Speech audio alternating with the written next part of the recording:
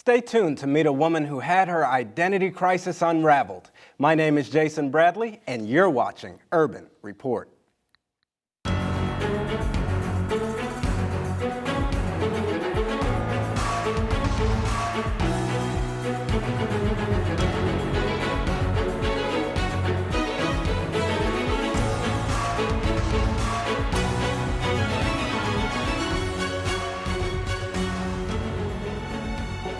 Hello and welcome to Urban Report. Today's program is one that is sensitive in nature and viewer discretion is advised. If you are a parent and you have young children, we suggest that you watch this program first and then determine whether or not it is suitable for your children. My guests today are Michael Carducci, co-founder of Coming Out Ministries, and Kezia Chisholm, the associate speaker of Coming Out Ministries. Well, one of the associate speakers of Coming Out Ministries. Welcome to Urban Report, guys. It's great to be here. Yes. It's great to have you here. Mike, you're no stranger to 3ABN, to Dare to Dream. Kezia, this is your first time here. Yes, it is. And we're excited to dive into your testimony and hear a little bit about your background. But Mike, why don't you start by telling us a little bit about Coming Out Ministries and then transition into how you met Kezia. Sure. Coming Out Ministries was started 10 years ago, and it was by 5 individuals that were coming out of LGBT lives into a relationship with Jesus Christ. And I thought, as one of those people, that I was the only one. But then when we found that there were other people, we thought, well, if one testimony was good, then imagine the power of 5 testimonies. So Coming Out Ministries was about 5 different ministries coming together, and it's now grown into this amazing opportunity to go internationally and speaking about the power of Jesus Christ to restore lives. And why do you feel that that is so relevant in today's society? You know, there was nobody talking about this issue when I was a young person and walked out of the church culture 40 years ago. So then coming back into church culture 20 years ago, thinking surely we were talking about this issue, I think that a lot of people, it's a very uncomfortable and taboo subject matter, but it's something that has minimized and marginalized people that are struggling with identity issues. And a lot of our youth walk away from church culture, not necessarily because they're not getting an understanding of Jesus Christ, but they're not knowing how to bring in sexuality and religion together. And that was the reason why I walked out of the church. Wow. I have an interesting quote that I'd like to share, and it actually comes from Testimonies on Sexual Behavior, Adultery, and Divorce, but it talks about Satan's repetitious plot. Listen to this. 100 years ago, Ellen White wrote, she said, "Near the close of this earth's history, Satan will work with all his powers in the same manner and with the same temptations wherewith he tempted ancient Israel just before their entering the land of promise. He will lay snares for those who claim to keep the commandments of God and who are almost on the borders of the heavenly Canaan. He will use his powers to their utmost in order to entrap souls and to take God's professed people upon their weakest points. Those who have not brought the lower passions into subjection to the higher powers of their being, those who have allowed their minds to flow in a channel of carnal indulgence of the baser passions, Satan is determined to destroy with his temptations, to pollute their souls with licentiousness." It's interesting, when I speak at universities, academies, at churches, pastors' retreats, you know, the power of the internet on these cell phones and our smart devices has really ramped up pornography addiction and sexual addiction. And so when I met Kezia a few years ago in Cuba, we were working together on a mission trip, and as I started to hear Kezia's story about her sexual compromises and then asking her, you know about biblical sexuality, don't you? And her response to me was, well, basically, no. She didn't get that education from her home, and she wasn't getting it in the church. And that was when my eyes were open to this quote, where I realized that the prophet of the Lord told us over 100 years ago what the end time issue is going to be, and yet there are no programs, there are no sermons taught about it. And so Coming Out Ministries' relevance is really about the fact that we're not afraid to talk about it, but we also do it in a redemptive way instead of instructing children or young people or even adults, but pointing them to Jesus Christ and the restoration that he has available for each one of us. Yeah, and which is beautiful. I love Coming Out Ministries because it is, you guys do discuss topics that need to be talked about. You know, people are being educated in the streets, but they're not being educated in the home or in the church on these specific topics. So Jason, thanks to Urban Report, we're so grateful because now we are talking about it here, and we are educating people through the ability to be here with you today. So we're just as grateful to you. Oh, I'm glad to have you here. And Kezia, let's go ahead and jump into your background. You're biracial, correct? I am. You know, identity seems to be the issue of the day. As a biracial person, how has identity affected you as a little girl? It played a really big role for me, especially because just seeing how when it came to my mom, who is the woman, who's that girl that I'm looking up to, I realized that I didn't look like her. And so automatically it already played a lot within my mind, just seeing that, she was fairer skinned, she's from the Philippines, her hair is straight, my hair is curly. And then when it was with my dad, he's Guyanese. So him and I connected more with, just being black, being that he's from Guyana. So I always related more with him, but just seeing how over time there were some differences, especially just growing up in Brooklyn, New York. It wasn't really big at that time in regards to interracial relationships. So it did play a role in regards to how I saw myself and just trying to always pick one side and not think that I could just be, happy with how God had made me. Yes. Wow. So you felt like you had to pick a side. Yeah, for sure. Okay. A lot. Now, was your father always in the home? No, he wasn't. Over time, he actually had left. So for most of my childhood, he was present, he was active. Mom and dad, they would do their things, being that they were married for some time. And then eventually, sometimes things don't always go as planned, and eventually they ended up getting a divorce. So with him leaving, that really did play a big part in some of the things I had turned to in looking for love. So when I was around 12, he ended up leaving, and that was a big, a really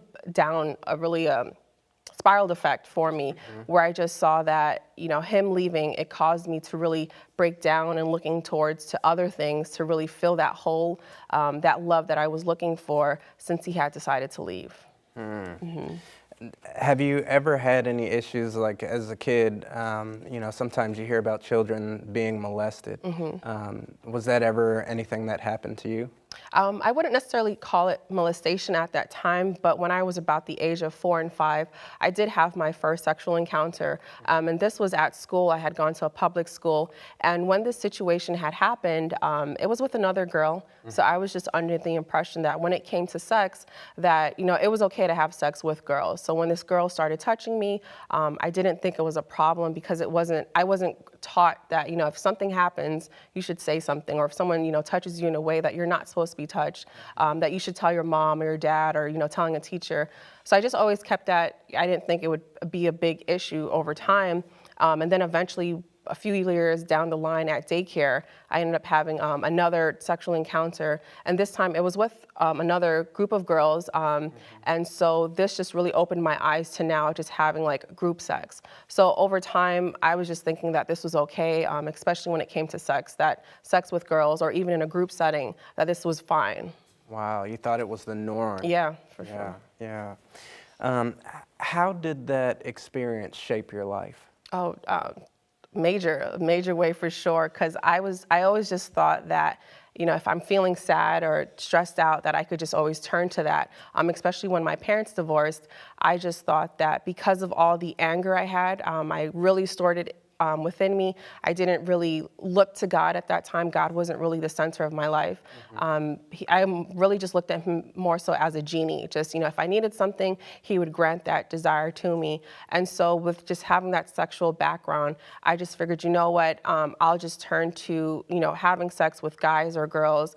And so it just opened up a wide range of things where I would just look to like smoking weed, or whether it was drinking or partying. I just know I had like a lot of suicidal thoughts, especially during my teenage years, where I was just trying to, fill my mind, or rather numb it with how I was really feeling deep down with my dad leaving. Wow. So there was a lot of pain. Yeah. A lot of pain. And so you coped by, drugs, experimenting with drugs? Yeah.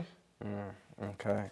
Is it possible to say also that there was a lot of loneliness? You didn't have any brothers and sisters, not only to help you identify with who you were, all you had were these two parents that were, polar opposites of each other, and you were the product of that. I wonder how much that played into it, the fact that you were the only kid at home, and here you've got your parents that are, splitting up, and you had no one else for support. Yeah, it really played a big role because at that time, I just thought that this was okay, that I could turn to all these things in regards to just finding comfort in it. And so it just left me more empty than before. So, you're turning to something, trying to find some sort of a comfort, but really deep down, it was just leaving me more broken and just seeing that I needed more of it to fill me up, even if it left me more broken than before. Did you ever share your experiences with anyone that could help you? No. Well, I know at times, especially during my teenage years, because I had a lot of anger issues, I did have some teachers tell me, to see a counselor. So I started counseling just for a little bit, but it wasn't anything consistent. For the most part, I just really bottled up a lot of the things I was going through because I didn't really think that anybody cared about what was going on. I knew that my mom, she was working hard and trying to maintain the home because now for her, it was just trying to manage this new life, after her husband leaving, becoming a new single mother, trying to figure out how do I now, help my daughter in growing up, but at the same time trying to make sure she was providing for the home. So she had a lot on her plate, just trying to, address what she could. But for me, deep down, because I was just so angry, it was just a lot of bottling up of the pain going on. Mike? So this is interesting. When we were talking, and recently, I just realized that your identity issue was totally different than mine. I was a child that was transgender and then eventually same-sex attracted. But your gender or your identity issue was really about the race thing. And you have an incredible story about when you were going to school and your mom and dad were walking you into the classroom. I thought this was really powerful. Yeah, because so this was around the time of middle school, so I think it was like going into 5th grade. And so the school I was going to was predominantly a Caribbean school. And I remember the students just lining up in the schoolyard, and there were like a few Asians I could see, but majority of the students were Caribbean, were Black. And so I remember my mom was on one side and then my dad was on my other hand. And so they're both walking me to school. And then I just told my mom, Mom, you can let go of my hand because you're yellow and I'm Black. So it was just one of those things where I didn't think that it was ever okay to just be both, that I was always just trying to pick one side and I had to be one simply because, I looked Black. But, over time, then I was realizing that it was okay for me to be both. That's how God had created me. Okay. Wow. That's deep. So what would you say your relationship was like with your mom over time? Yeah, over time, it's definitely gotten better. I'd say as I was going through recovery, because a lot of the things that I was going through during my teenage years where I was trying to cope, I had turned to, especially when it came to like pornography and masturbation, I just thought that that was okay. And I was realizing I was turning to those things because of the broken relationship I had at home. And so over time, when I had met Mike in Cuba, that's where I realized that, I had an addiction, that I had a problem, that I really had to get help. And so through that experience and getting help with the pornography, the masturbation, as I was going through recovery, I was realizing that there was a lot more things I had to address, that it wasn't just the pornography and the masturbation issue, but there also was trauma that I hadn't dealt with from childhood. So at that point within Cuba where I realized that, I have an addiction, God is asking me to let go of that. He was also asking me to let go of other things, and that having like the resentment towards my parents, because I had to realize over time that, things happen. As a child, I don't have control over that, but to recognize that as I was getting help with the addiction, that God had also allowed me to get healing with my parents, seeking reconciliation, taking time out to really talk to them and ask them, what went on, why did that happen? Because even though I had met Mike a few years ago, I realized that the divorce, the issues that I was still holding on to was about 14, 15 years later from the time my dad had left, but I was still angry over it, which really made a lot of sense as to why I continued in a very promiscuous lifestyle, just trying to find some sort of a love somewhere. Yeah, and acceptance. For sure.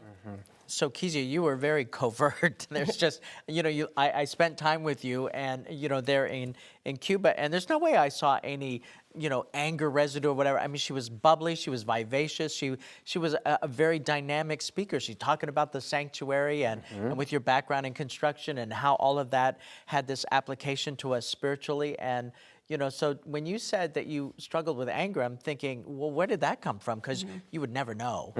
Yeah. So how did you cover that up so well? Yeah. Well, it was really interesting because I knew that Coming Out Ministries was going to be a part of that mission group that I was on.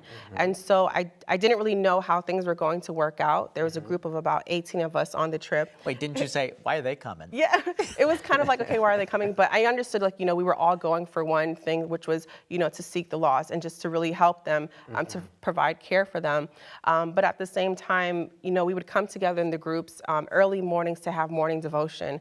And so it's like 6:30, 7 o'clock in the morning. We would have these beautiful 2-hour-long devotions, and we would read through the book, True Revival. So as we would go through that book, if anyone had anything to share, they would share. And so when it came to Mike and another colleague, they were really open about their past lifestyle in regards to coming from the homosexual lifestyle, coming from pornography, masturbation, having a sexual addiction. And because it was sunny, we would have our devotions on the beach. I would have my sunglasses on. And so sun is shining, I'm hearing what they're saying. And it really wasn't until one day where Mike had shared that pornography for him was his best friend. That anytime he felt lonely or tired or angry, that you would turn to it. And so because I had my sunglasses on, I started to tear up because I was like, wait, that's me, that's my problem. But because I had the sunglasses on, nobody knew. Nobody knew what was going on. I was really just like, it really hit me where another person then had also mentioned that, God is unable to bring that blessing to you because the sin is taking place of that blessing. And I knew that I desired a godly marriage. But at the same time, I also wanted to keep pornography in the picture. I wanted to have threesomes in my marriages. And so to see how God was really hitting me at that moment, it was a trickle-down effect because by the following day, there was another situation where I had 2 different people come to me telling me that they were demon-possessed. And so in my mind, I'm just like, there are other people on this group, why are you coming to me? Kind of just like, leave me alone, because I knew I had things I was trying to work through. And so I could see that God was trying to reach me and just telling me, you have to let go of what you're holding on to.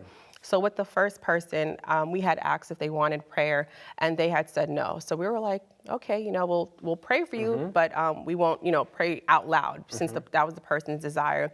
But the second person I had came across, I had asked if they wanted prayer, and she had said yes, and I was like, okay. And so I got a Spanish translator, and I started to kneel down. The lady sat, she was just sitting on a chair. And so I just remember kneeling down, but inside I was just like really frantic because I was just like, oh boy, like this person is a little different. But at the same time, just realizing that it was really hard for me to say a prayer for her because I knew I had my own demons I was wrestling with. And so I'm thinking about these verses in regards to casting out demons and just recognizing this lady, she has a demon within her, and just knowing that the demons have ability to interchange with one another. And so I'm just telling myself to relax, to calm down, just asking God, to just make me look like I'm okay. But really deep down, I knew that it was time for me to really let go of the porn. But even with that, that wasn't the icing on the cake per se. The following day, I knew I had to speak on the sanctuary message. And for me, coming from a construction background, I knew that anytime you had any owners or architects who would come together to design a building, they were really intentional in what they were planning. When it came to the materials they were using, the dimensions of a building, the placement of a room, they're very intentional. And so for me, when it came to the sanctuary message, just knowing that that was something God designed, that He was really intentional with the dimensions, the materials He would pick, it just really showed me that He desires, how much more He desires to restore His image back to me. And so with all of that just coming about within Cuba, it had showed me that, I have to let go of this. But even with that, it wasn't enough because I had to leave Cuba a little bit early to go back to work.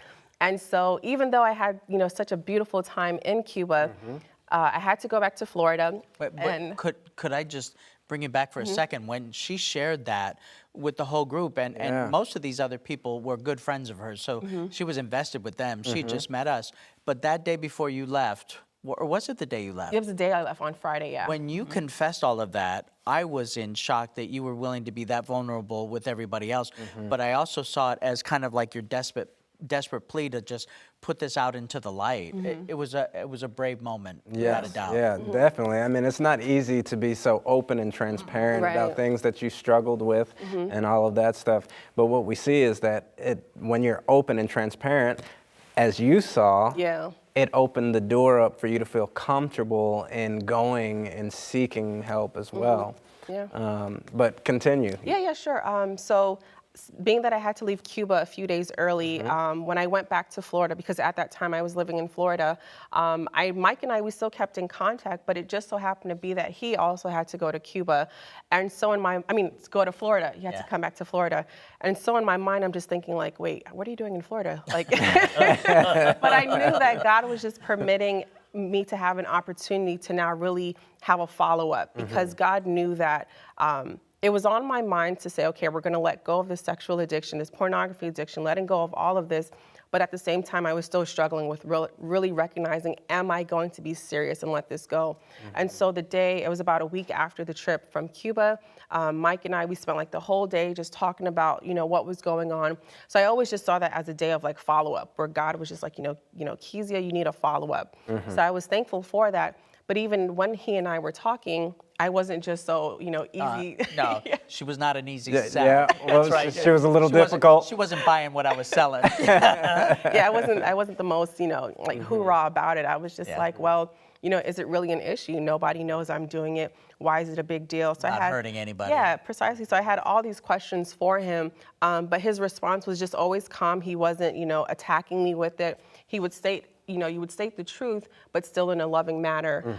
So it was one of those things where I walked away with the day just having a lot of things on my mind, just trying to figure out, how am I really going to do this now? Because I knew that this was something I held on to for such a long time. And even with the conversation with Mike, even though we spoke on verses, how God viewed it, it wasn't an easy moment where I was just excited to let go of it. It wasn't like the same thing. I think we all go through that. It's like, oh, wow, this really makes sense. Now, I don't know how that applies to me, and I certainly don't even know how to get out of where I am. Yeah. And there was a lot of resistance from you that day. Can you tell about the hair thing? Oh, right. So when I had gone to Cuba, I had like the twist in my hair. So sometimes, you'll put kind of like weave in your hair just to keep your hair longer lasting, like protective styles. And so when I was coming back from Cuba, I knew that I had to take my hair out. It was about time to take it out. And so when Mike had shared that he was also going to be, in Florida, in my mind, I was thinking, well, maybe I could have an excuse to not see him. And I figured, you know what? Oh, I got to go get my hair done, right? I was like, I had to take my hair out, so, don't worry about it. And he was like, oh, no, I could help you. But in my head, I was just like, what does this white man know about, my hair? But I didn't know until, like, when I got there, when he and I finally had our discussion, that he was telling me, that he was a hairdresser as well. So I was like, oh, okay, like, that makes sense. So we spent the whole day, as we're talking, asking questions. He's helping me take my hair out. So it was one of those moments where it wasn't just the physical things that were being removed, literally like, the hair pieces coming out, but it was also just seeing that, spiritually there were things now being released, unraveled from me. Wow, that's deep. Yeah, that's so deep. It was a moment where I knew it wasn't of my control. God knew that I needed a follow-up from Cuba, because I didn't know how addicted I was until it came to that point where he's sharing all these things to me. I'm hearing people, talking about, being demon possessed. But I was seeing that I still had a struggle, that it was really hard for me to let go of. Yeah. So, from what I'm hearing, it sounds like God had been like trying to get your attention and trying to get your attention, and he wanted to win you to him. Right. And he was continually trying, even with the hair thing. Yeah. That's deep. That's powerful. What, and I want to transition. Our time is running away from us. I want to transition into the victory part. Now you're walking with Christ and all of that. How has your life changed since coming back to the Lord? Yeah, tremendously, I'd say. I think the biggest thing for me was setting up boundaries. So as I was going through the process of just learning to let go of this, learning to surrender to God, I had to recognize that I had to spend intentional time with God, that my morning devotions had to be really, really intimate with God, where I was learning to now have a relationship with God, being vulnerable with him. But in the midst of all of that, learning about who he is, I had to know know that in order for me to keep that relationship going, I had to place boundaries.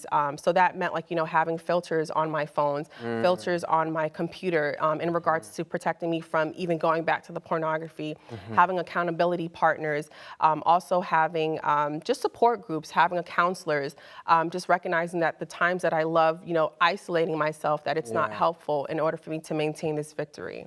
Wow.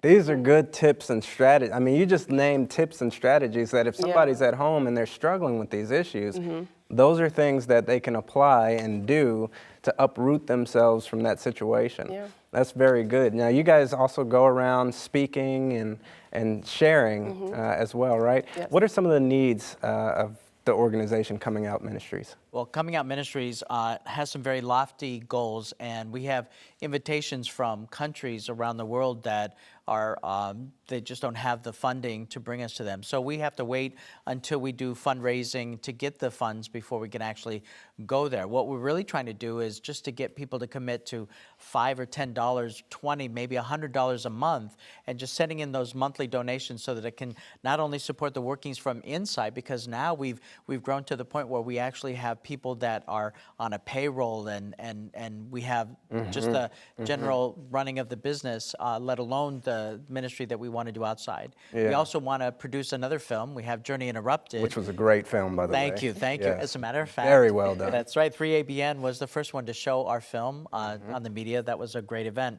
But now what we need is another film to basically talk about even adultery, because adultery is the biggest issue in the church, and we want to address that as well, and to recognize that Coming Out Ministries isn't about coming out of the gay issue. It's about Revelation 18:4, coming out of her my people, right? Be not partakers of her sins, and so that's a message that we want to get out.